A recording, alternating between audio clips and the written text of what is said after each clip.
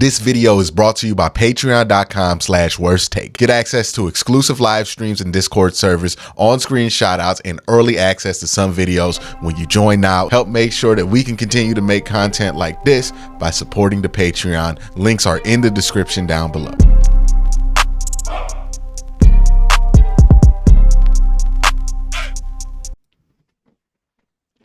It seems like every time Pittsburgh's on the rope, like I remember thinking this in the 2020 offseason, Pittsburgh had just like came off this bad year with Duck Hodges and Mason Rudolph.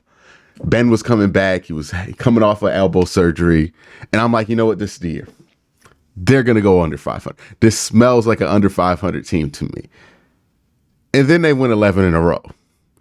Didn't have a great playoff, but won 11 in a row, right? Okay, cool. Learned my lesson for 2021, even though that was like a weird year. And then 2022 comes around and I'm like, you know what?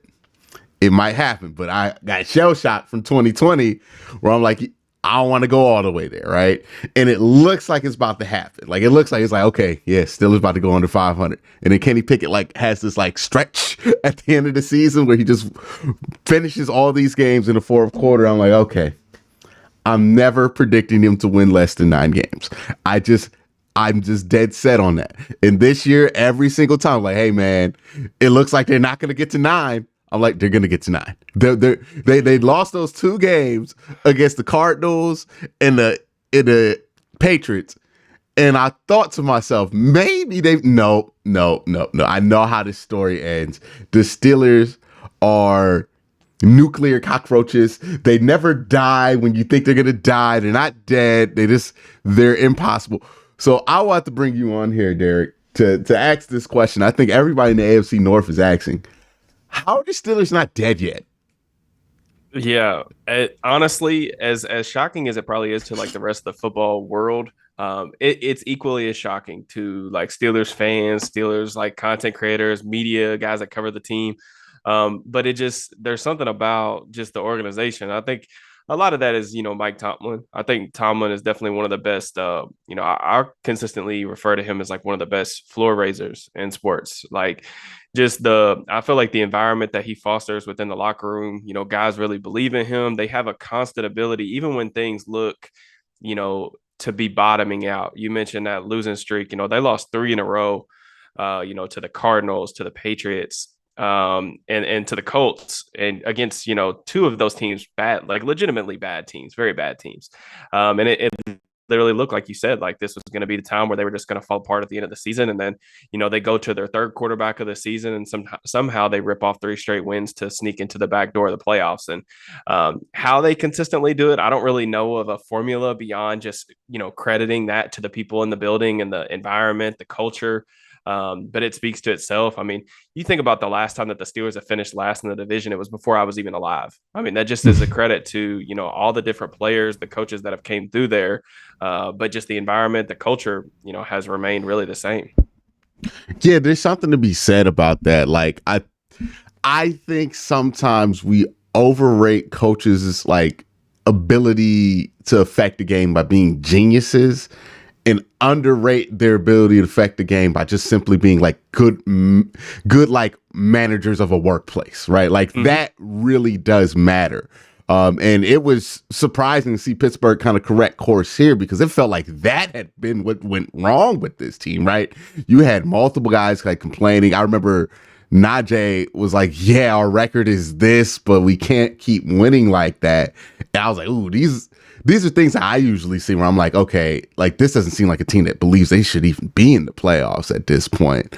And that's usually a team that falters out. You had all the weird stuff going on with George Pickens and whatever he's liking on Instagram at the moment. It's at this point, it's kind of become a meme. Like, I get why people are hyper vigilant on George, but it's like at this point where I feel like he's fucking with us at times now, because he knows we're watching it, and he knows we're going to react to it, and he knows he's going to lie about not liking the post.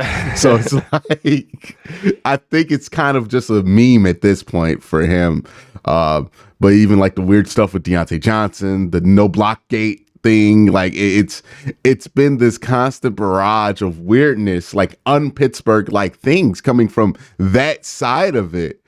And then Mason Rudolph goes in there and fixes it. I have that one. I did not look. I'm not going to act like I saw that one coming. Yeah, I was very much on record, as someone that, watched and studied Rudolph in college, and then, his, first season, with the Steelers as a starter in 2019 after a Ben's elbow injury. And there were just so many things that, he was put on tape, even as a young quarterback, that you could just see, like, this is never going to work, man. Like, he's a career backup, like, just some of the way he would navigate pressure, just the lack of, mobility, the lack of creation ability, all this different stuff. He was just a guy that would play the game way too safe, like not enough chances, not aggressive enough. And, over the last couple of years, like he's had some nice preseason moments, but, it's hard to judge guys when you're a 4, 5, 6 year vet and you're going in there in the third and fourth quarter of these preseason games playing against guys that aren't going to be on the active roster of many teams. It's hard to really get a good gauge of, your progress. And the big thing with Mason, man, is like, I just feel like he's given the Steelers offense some type of competency at the quarterback position, which has honestly been missing for most of the year. The contrast between him and Trubisky has obviously been the lack of turning the ball over. Like Mitch, man, like the decision making just is absolutely atrocious. The mechanics absolutely atrocious. And Mason comes in there, and it's not like he's, necessarily lighting the world on fire. Like when you watch the tape, like it's so impressive or anything like that. But then you look at the numbers, and the numbers are fairly impressive. Since he took over as a starter in Week 16, the Steelers are top 5 in EPA per play and success rate. Like this has been has been an offense that has been bad for several seasons in a row now. A much maligned unit. He comes in there and he gives them a spark. And the context there is they've played some bad defenses. Down the stretch, the schedule wasn't anything to be too awful afraid about. Baltimore resting their starters in Week 18, but you can't deny, like with what he's put on tape, that he's given them a lift at the game's most important position. And as improbable as that seems, putting a third string quarterback in and him leading you to the playoffs, to your point, I had never in a million years saw that coming. Yeah, I can't really talk about how improbable that is from my position here because the Browns were on there, but technically, like sixth quarterback or something. Yeah, 4th string quarterback. Yeah, like because Joe Flacco wasn't on the roster, so they went through 4th string quarterback with Joe, and we're kind of in a similar place now. It's weird with Mason because he's been on the team for so long for the Pittsburgh Steelers, and not just been on the team, like actively felt like he was being overlooked. And it seemed like he wasn't even going to make the roster this year. Like I thought there was times where people were acting like, yeah, this is it for Mason. And he just I guess he's the truest Pittsburgh Steeler of them all, because when you think you have seen the last of Mason Rudolph. Well, you have to think this is a dude that was out there for anyone to sign. Like you talk about Flacco and just how, every NFL team could have went out and got Joe Flacco, a guy that like has actually actively played very good football for the Browns, helping get them to the playoffs. Mason Rudolph, a really similar situation. Like he was not signed until like later in the offseason. Like I think it was like early summer is when he was actually announced to like be coming back on a 1-year deal. And he said that he had like some other opportunities, but probably those opportunities were more than likely going to be, chances to make the roster. You're going into a new environment, new coaching staff, trying to prove yourself on in front of new people. And he elected to come back to Pittsburgh, a place they knew, receivers he was comfortable with, coaches that like know him, know his work ethic, all that stuff. And it's just like you said, it's mind-boggling that the Steelers and Browns have kind of found themselves into these positions. And like I remember when we got together earlier this season, I think either right before the season or maybe their first matchup in Week 2, and I remember us having a lengthy conversation about like the ceiling of the Steelers and Browns is like how good of quarterback play they can get from Kenny Pickett and Deshaun Watson. And then like as the seasons went on, is like they're hitting their ceiling with backup quarterbacks. It's just, I mean, the NFL is just, it's improbable. It's unpredictable like that sometimes.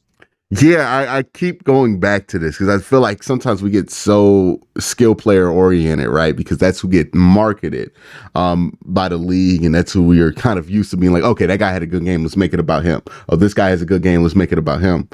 But it was this season, and honestly, like I was just reinforced while I was watching that Michigan Washington game, where I'm like, oh yeah, at the end of the day, football is about big motherfuckers and fat guys. Like if you got those, you probably got like a good enough over 500 season on you. If you have really good big guys and then really good fat guys. Like if you have those two things, you're a pretty tough team to beat. And it reminds me of something else that I've realized during the season. It's like, man, good defense is such a floor raiser.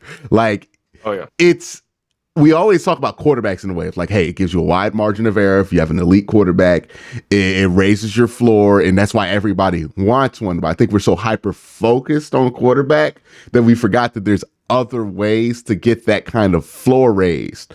And it's difficult to get a defense to get to that point, but you can get defense to the point to where it's like, kind of doesn't matter who your quarterback is, right? Like the best example I got for this is the Browns 2020 to now. I think people feel a lot more confident that the Browns could beat anybody in the AFC right now than they did in 2020, despite the fact that statistically speaking, and just like abilities wise, like Baker Mayfield was playing better football at the quarterback position than what Joe Flacco was in 2020. But it just matters less who the quarterback is for this 2023 Browns team. The same way where it's like, it really didn't matter that Baker Mayfield was a quarterback in 2020. Like it came down to Baker Mayfield's your quarterback in that second half of that game. And when you don't have the defense like that and you don't have that elite quarterback, then it starts to matter. But when you have that elite quarterback, that elite defense, it can matter less who your quarterback is or what your offense is doing. It's also a reason why I'm not so eager to like throw out Kansas City, because I'm like, that defense has shown signs of being really, really good, and they have Pat Mahomes. I think people are getting a little bit premature on that one. But you look at those teams, when they're really good in the trenches and they're really good defensively, those teams, like, those are the teams that have good records versus over 500 teams, right? Talk about Miami Dolphins or these other teams that were like, oh, they're kind of pretenders. Look where they're weak at, right? Like, look where they don't have their strength at, or look where they've been depleted. It's usually those areas. And yeah, I feel like in football, we get so caught up with the numbers and the guys that we're used to talking about that we kind of forget this is probably the most collaborative sport that there is that we watch collectively. Yeah, I think the big thing for me is just as a team, we throw around the word like identity a lot, but I really think it matters in terms of like, you talk about the 11-person effort on both sides of the ball. Like you have to have an identity, and it helps to be flexible. I think that's what separates the good teams, the playoff teams from the true contenders. The contenders are the teams that are flexible enough to win different ways on a weekly basis. And I don't necessarily know that, I would put the Steelers in that situation. Like they've shown, 2 weeks ago against Seattle, the offense actually won them that game. They put up 30 points, season high in yards. So it was nice to see them just do it, because in recent seasons, like we haven't seen them when the defense has played poorly, they've lost. Like entering that game, I think they were like 1-11, 1-12, whenever the defense had allowed more than 20 points. The Steelers have traditionally been this, you talk about having an identity. If they hold teams to less than 20 points, they have a pretty good record. If they allow more than that, it's usually not going very well. And that's just because they had the guys on defense, TJ Watt, Alex Highsmith, those guys that can be truly like game changers, impact players that are going to dictate the way offenses can play against them. And same really goes for the Browns. Like there are certain things that you pretty much have to throw out of the window when you're playing a guy like Myles Garrett, especially in Jim Schwartz's scheme, the things that he's done over there. An extremely impressive coaching job. I think probably one of the best in the league this year. But you talk about like the defense giving you a high floor, like it absolutely does. I 100% agree with that. All right, speaking of the defense, we got to touch this conversation a little bit. The most controversial conversation in all sports. Defensive player of the year. Who do you have, and what angles to the conversation do you feel like have been kind of overlooked in this pursuit of, because it's basically been, I think my guy should get it, your guys, like it hasn't been a definitive winner, I think, this year, right?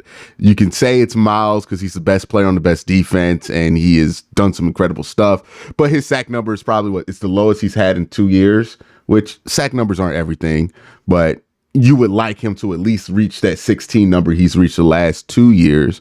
Him only being at 14 is kind of low for him, but you have all the other stuff going his way. You could say it's TJ, even though TJ's kind of the exact opposite, right? Where the sack numbers are up, but some of those advanced numbers, like it's really dipped for TJ in some areas where it's like, oh, he's not winning at the same rate.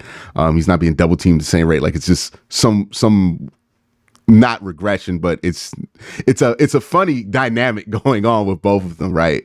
And then you got guys like Micah Parsons, which is funny to me because like we might do all this arguing just for Micah Parsons to sneak in there and win it. But how do you see this conversation, and what angles do you see that you would like to have discussed more when it comes to this award? Yeah, as someone who grew up a Steelers fan, obviously, covers them now religiously. It's tough for me because I also view myself as like more of like a football fan, like especially as I've gotten older, into an adult.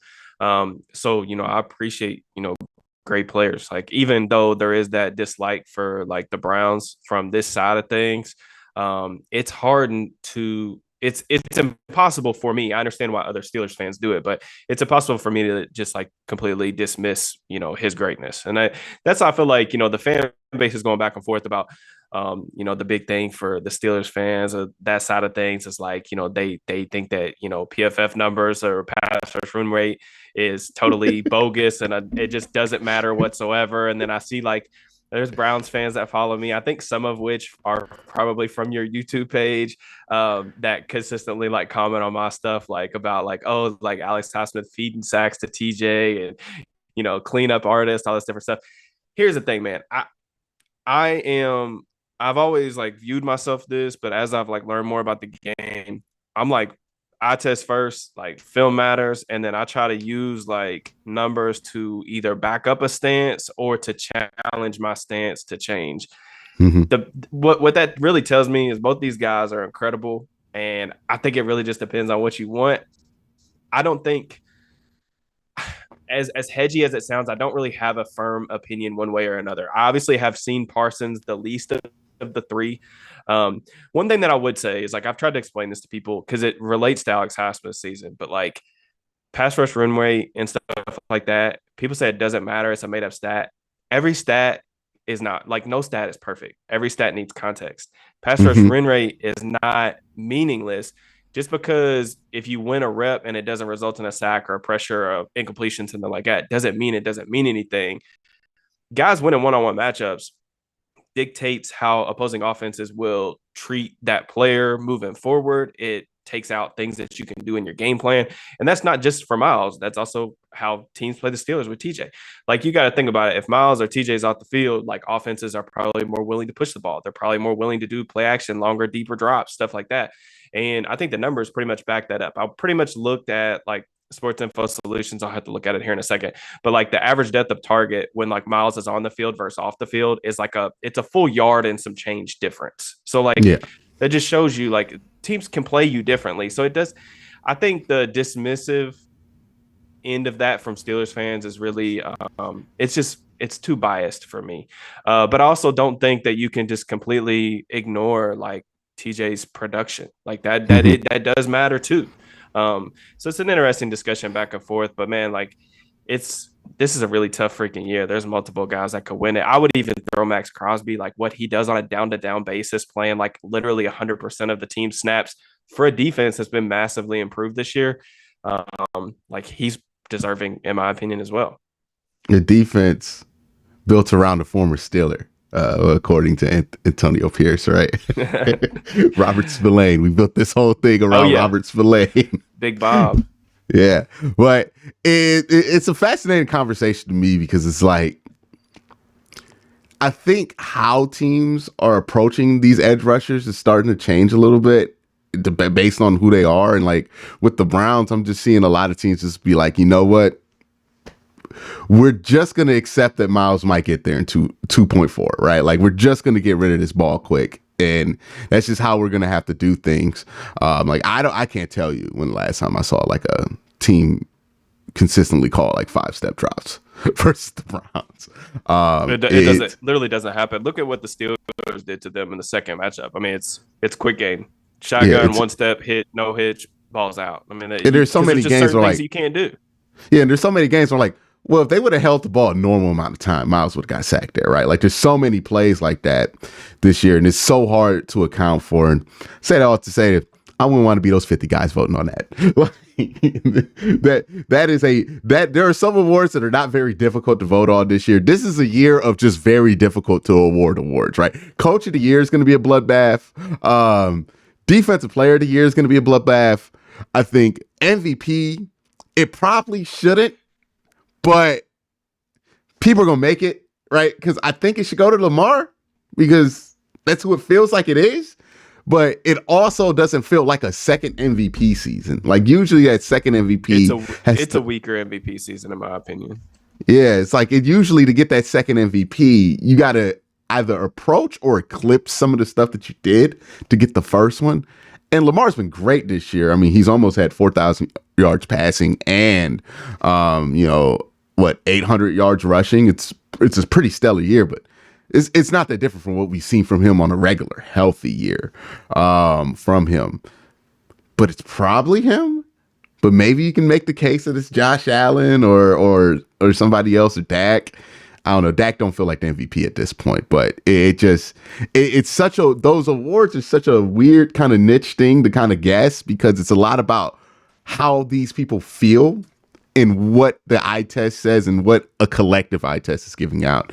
It's kind of like predicting who's going to make the college football playoff. So it's just going to be an interesting year. Even with comeback player of the year, it's like, okay, you thought it was just going to be like this easy walk, give it to DeMar Hamlin kind of thing. But now it's like, oh, there are a couple guys here that have made a legitimate argument for this award. Now you have to have the conversation. Like, are we actually doing him a favor by doing it's a whole messy year for all of these awards. I mean, can you think of an award this year is going to be an easy vote?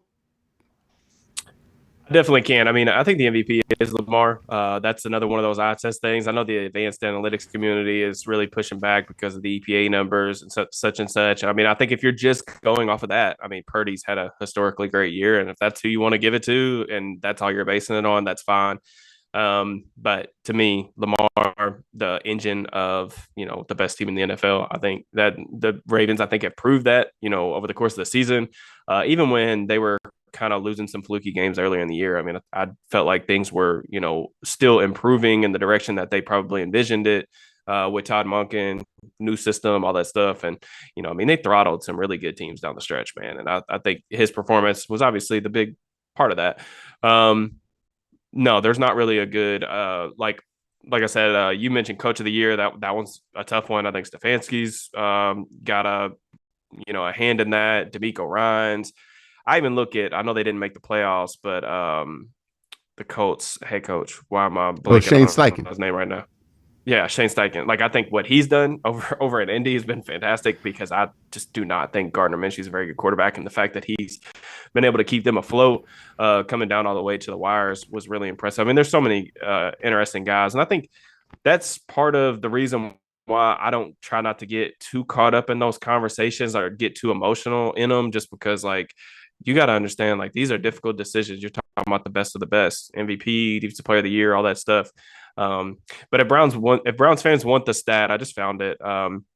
It wasn't depth to target; it was yards per attempt because I looked it up last week. It's when Miles is on the field, the Browns are giving up 5.8 yards per attempt. When he's off the field, it's 7.3. So it's a pretty significant difference. That goes from like best in the league to like below average. So y'all can use that stat. Do not tag me in it because then I'll have like all of my followers and my mentions and all that stuff. Don't say where you starting a war. Yeah. Don't drag me into your Miles versus TJ arguments. I'm staying away from those. But yeah, you ever want to just see something nasty? Like, go and look at like Myles Garrett and TJ Watt when they're trending on Twitter.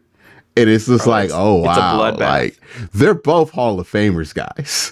Like, I made the point, like, Lamar Jackson, TJ Watt, and Myles Garrett are the most talked about, most argued about three guys who they could retire tomorrow, Derek, and they would be in the Hall of Fame in 5 years. Like, we're doing all this debating. It's like, they're going to be in the Hall of Fame. Like they're And I going to think it's be. good.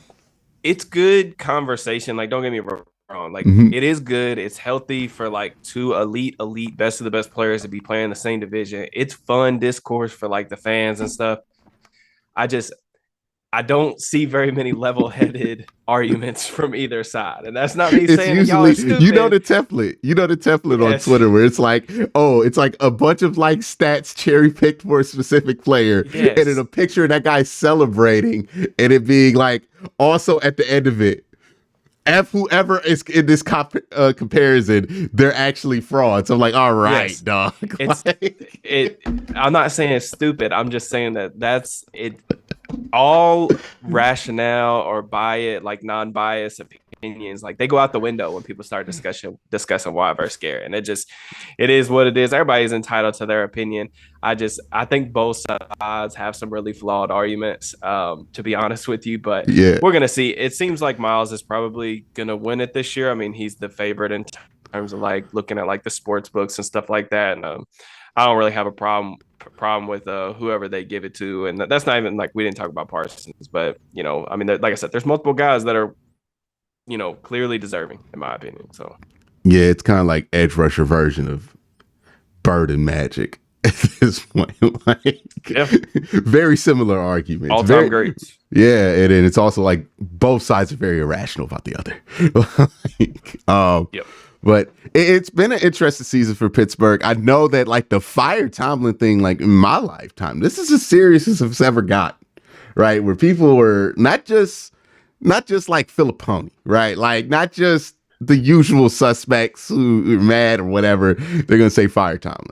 Like serious people in Pittsburgh were at the very least considering whether they had to do something to get over this hump or get over where you're at. Now, if Pittsburgh loses in this wild card round, when that euphoria of wow, we snuck into the playoffs wears off, and you look around, do you see this as much different than anything else Tomlin has done? And if your complaint about Tomlin was that you're always kind of staying in the same spot, does this really change your mind once you kind of get down from the high of, oh my God, we snuck into the playoffs?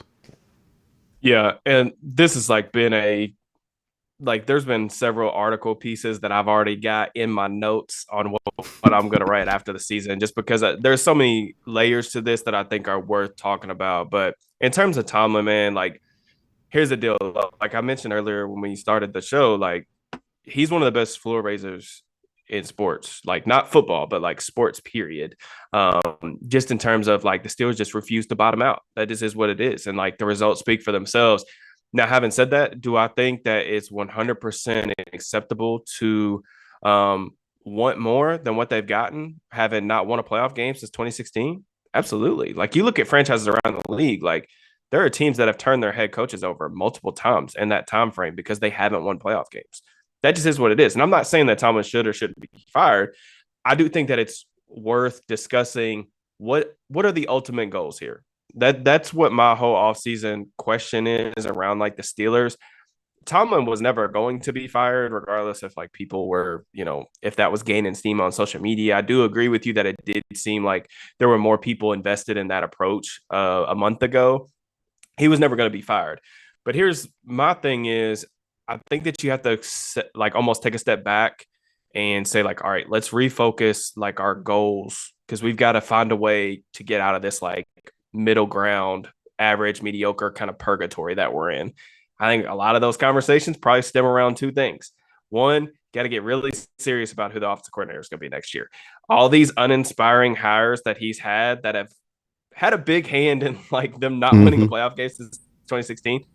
Like he has to take some fall for that. Like some of that is on him. His decision to bring Matt Canada back for this season, even though a lot of cooler heads, including myself, said that was an awful decision, he has to own part of that decision. So what they do next year with that is a big question mark for me. And then what he does at the quarterback position is also a big question mark for me, because they're going to be in the late teens, late teens, early 20s for draft position. They have some cap flexibility, but it's not like they're going to have a ton of cap room. They don't have a ton of free agents either.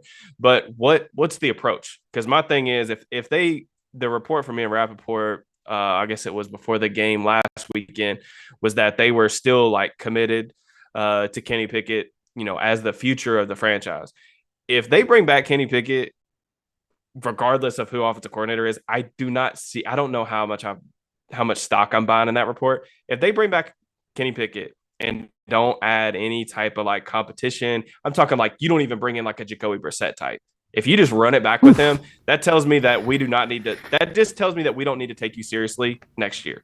It doesn't. Mhm. You may make the playoffs, like you may, do your normal stuff where you win 9-10 games and you get throttled in the first round, whatever. But like if you're really serious about winning championships with TJ Watt, Alex Highsmith, if Cam Hayward returns, like those guys are Minka Fitzpatrick, those guys are in their prime, man. You don't have any more time to just keep rebuilding or waiting on a guy that may or may not, you know, develop into a solid starter. Like to me, those are the questions that I want to know from Tomlin is what's the approach on offense, offensive coordinator, quarterback.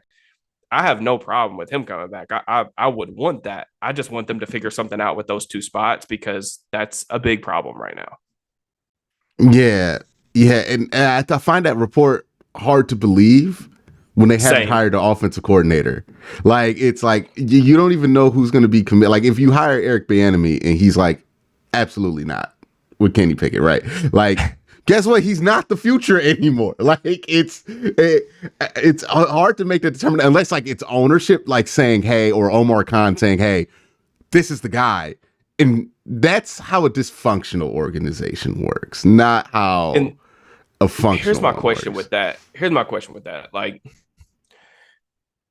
let's just say that the report is accurate. He's getting good information, whatever. And this is not just like, hey, we're gonna sell it this way and we'll address things in the offseason, which I think is probably what's actually going to happen. It's usually How in the hell can you sit there and say like he's still the guy? He's been healthy.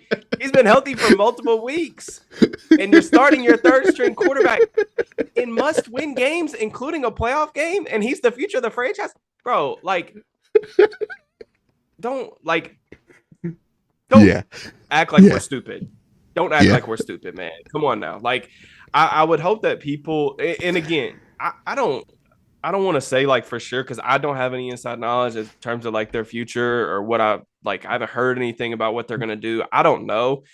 And the options as far as what will be out there, free agency, trade, Kirk Cousins, whatever. Like, what are the options going to be in the draft? Can they trade up? Like, who's the quarterbacks? Like, I don't know what those options are going to be, but I just cannot imagine a scenario where like there is serious thought in the Pittsburgh Steelers organization right now where it's like, hey, we don't have to worry about the quarterback position going into 2024. Like I refuse to believe that. And if that is the case, then I would honestly be leaning towards like, okay, we need an organizational reset because we have the wrong people in the building. And if that includes Tomlin, then so be it. But I'm not ready to go there because I trust that Tomlin's a smarter guy than that because that's what he's shown me over the past, 17 years or whatever. Yeah, I couldn't imagine. This feels like, hey, Mason Rudolph is starting this playoff game. Feels like, yeah, it's about it for Kenny Pickett. Like as far as like him getting that final run as like, oh, this is the guy, and we're gonna commit. And like he might get another chance as a starter, but it's gonna be on that like the same chance that Mason Rudolph's getting, where if he has 2 bad games, he's done. Yeah, and it's not like when I say making a push at like a quarterback or addressing the quarterback position, I'm literally talking about doing the bare minimum, which is like you go get Jacoby Brissett on like a 1-year, $8 million deal.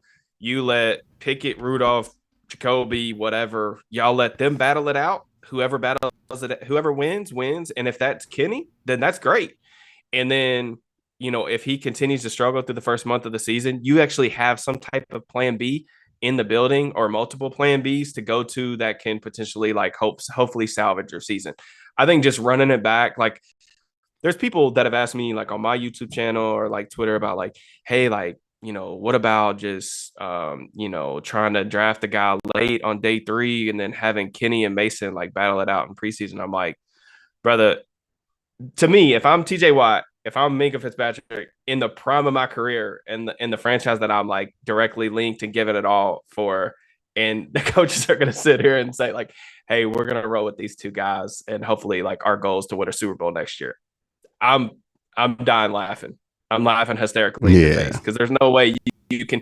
There's no way the messaging there matches up to me. That's just my opinion. Yeah, you're not about to be like, hey, we're gonna have Spencer Rattler compete it out with with Kenny Pickett, and that's our plan to win a Super Bowl this season, y'all. Like, I can't.